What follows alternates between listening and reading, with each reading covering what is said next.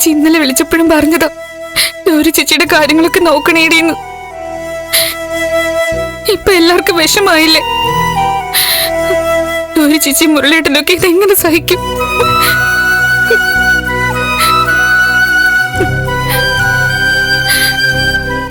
നമുക്കൊന്ന് ആശുപത്രിയിലേക്ക് പോയാലോ അമ്മ? അതിന് മുരളി സമ്മതിക്കണ്ടേ? എല്ലാവരോടും പോയിക്കോളാൻ പറഞ്ഞില്ലേ? ദേവിക മോള് നന്ദമോൻ അവിടെ ഉള്ളതുകൊണ്ട് എനിക്കൊരു സമാധാനമുണ്ട്.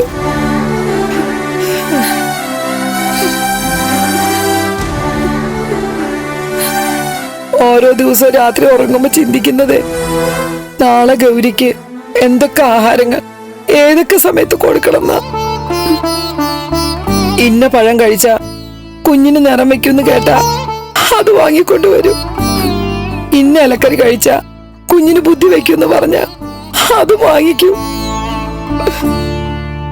ഇത്രയൊക്കെ എല്ലാവരും ആഗ്രഹിച്ചുകൊണ്ടാവും ഈശ്വരൻ ഇങ്ങനെ വിധിച്ചത്. എന്നാലും ആ പ്രഭാന്റിക്ക് ഗൗരിച്ചിയെ പിടിച്ച് തള്ളാൻ എങ്ങനെ തോന്നി?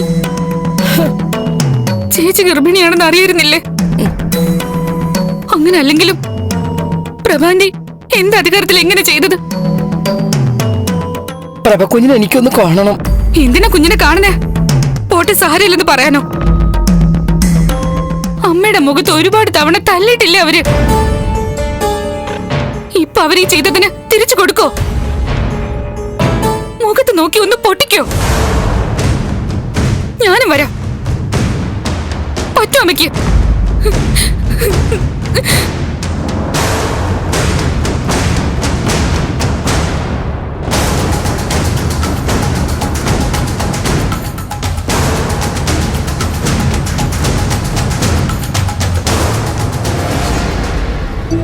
പിന്നെ ചന്ദ്രമതി എന്തു പറയുന്നു? ഈ ഒറ്റപുത്രയെ കാണുമൊന്നും വേണ്ട രണ്ടാൾക്കും. ഓ ശരി ശരി, അതൊക്കെ അങ്കിളിനോടും ആന്റിയോടും ആലോചിച്ചിട്ട് മതി. എന്തായാലും ഇനി ഞാൻ എതിർപ്പൊന്നും പറയില്ല. പോരെ? ശരി ശരി, പറയാം. Good night. എന്താ മോളെ? ആരാ വിളിച്ചത്? വേറെ ആരാ? എന്റെ അച്ഛൻ ബലരാമൻ. എന്നിട്ടെന്താ മുഖത്തൊരു മ്ലാനത? എന്തേലും പ്രശ്നമുണ്ടോ? പ്രശ്നം ഉണ്ടോന്ന് ചോദിച്ചാ ചെറിയൊരു പ്രശ്നം തന്നെ.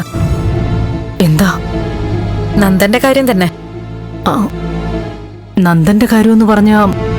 ഇവിടുത്തെ കാര്യങ്ങളുടെ തുമ്പും വാലും ഒക്കെ ബലരാമൻ അറിഞ്ഞോന്നൊരു സംശയം.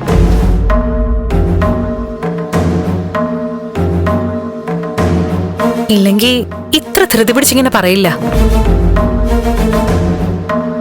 എന്താ സംഭവിച്ചത്? അത് പറ മോളെ. അങ്കിളൂടെ കേൾക്കേണ്ട കാര്യ. മിക്കവാറും ഇപ്പൊ തന്നെ അച്ഛൻ അങ്കിളിനെ വിളിക്കും. വേറൊന്നുമല്ല അങ്കിൾ, നന്ദനും ഞാനുമായിട്ടുള്ള വിവാഹം തന്നെ.